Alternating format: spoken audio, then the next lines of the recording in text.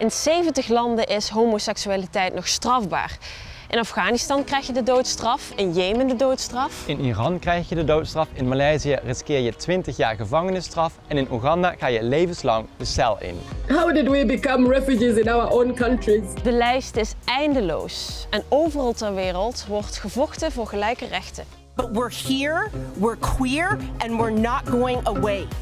Ik ben Jaël.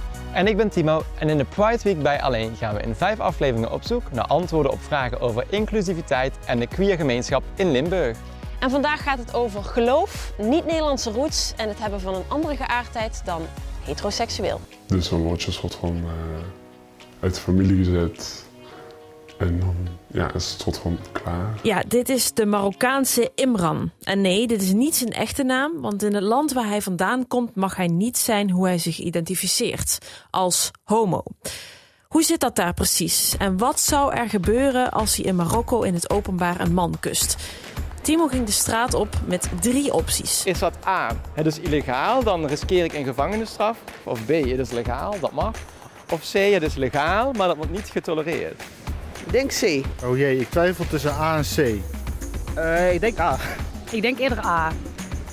Ja, dat klopt. Ja. Wat vind je daarvan? Heel erg. Echt heel erg.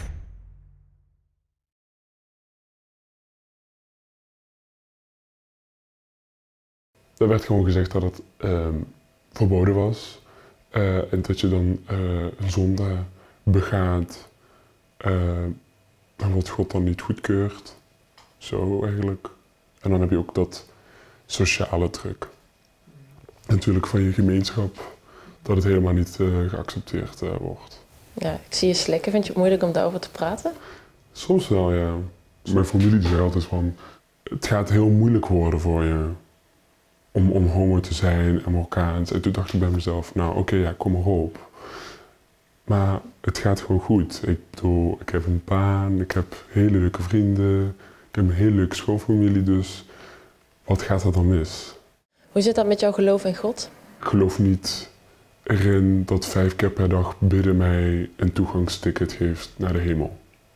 Ik denk als iemand goed is in zijn hart en goed doet voor de mensen, dan denk ik dat God ook al heel blij is met je. Niet alleen in Marokko is het gevaarlijk om uit te komen voor je geaardheid. Volgens cijfers van Amnesty International is homoseksualiteit strafbaar in meer dan 60 landen. In 49 landen kunnen LHBTI'ers gevangenisstraf krijgen. In sommige uit deze lijst word je tot levenslang veroordeeld. En er bestaat ook nog een doodstraf voor het uiten van je seksuele geaardheid. Dat gebeurt bijvoorbeeld in Afghanistan en Iran. In Iran, we don't have homosexuals like in your country. En dan denk je misschien, dat is ouderwets. Nou... Uganda's parliament has passed a bill which would criminalize people who identify as LGBTQ. Of course, they're disgusting. En iets dichter bij huis, in Hongarije, daar namen ze vorig jaar nog een anti-homo-wet aan. The Hungarian bill is a shame. Dit kan niet, dit raakt onze waarden. Boeken, films of reclames met een homoseksueel personage werden daarmee verboden. You may now kiss your husband. Er is ook goed nieuws. Het aantal landen waar je mag trouwen met degene waar je van houdt, groeit. Een huwelijk tussen 2 vrouwen of 2 mannen moet mogelijk zijn. Jep, ons land was in 2001 de allereerste ter wereld waar je wettelijk mocht trouwen met een partner van hetzelfde geslacht. Wat is daarop uw antwoord? Ja. Ja. Poeh, ik denk dat we blij kunnen zijn dat we in een land als Nederland wonen, waar je gewoon je partner midden op straat kan zoenen als je daar zin in hebt. En waar je als drag queen vrij over straat mag lopen.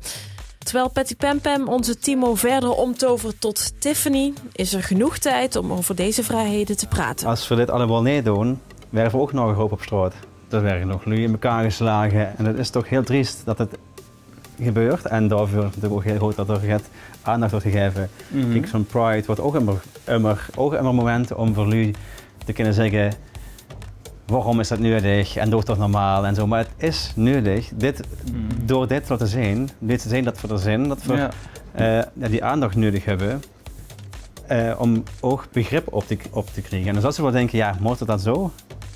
Prima wel. Benieuwd hoe dit verder gaat? Ga daarvoor naar 1limburg.nl of onze Instagram. Morgen in de L1 Pride Week aandacht voor transgender zijn en transgender zorg in onze provincie.